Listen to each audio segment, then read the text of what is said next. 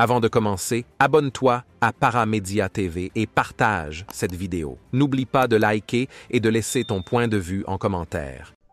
Le dialogue et la diplomatie doivent primer sur l'option guerrière.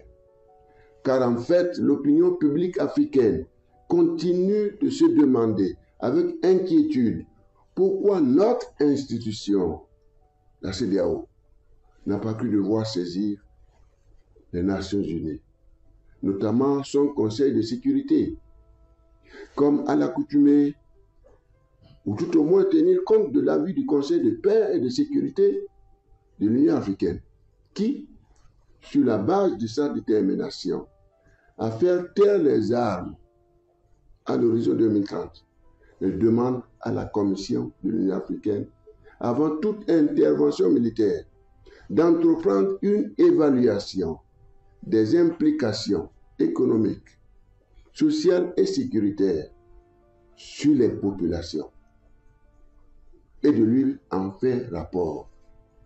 Il est évident qu'une telle intervention donnerait lieu à l'affrontement entre nos États, nos peuples, nos ethnies et d'autres, entraînant la fragilisation de nos économies et finalement la dislocation de la CEDEAO et de l'UEMOA.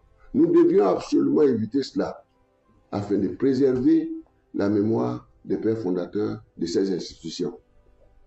Que les responsables africains, à tous les niveaux et singulièrement les chefs d'État de la CEDEAO, se souviennent que ce fut en 1885, à la conférence de Berlin, que l'Afrique, notre cher continent, a été partagée.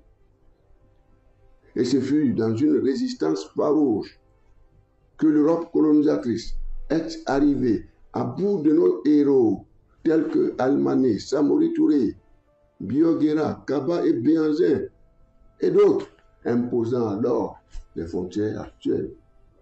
Ils souhaitent, pour des raisons humanitaires, avec toute la solennité requise, l'ouverture de toutes les frontières fermées. Aujourd'hui, ainsi que la levée des sanctions économiques, monétaires et financières, qui ciblent directement, je dis bien directement, nos peuples fragilisés et innocents dans cette affaire. Abonne-toi à Paramédia TV et partage cette vidéo. N'oublie pas de liker et de laisser ton point de vue en commentaire.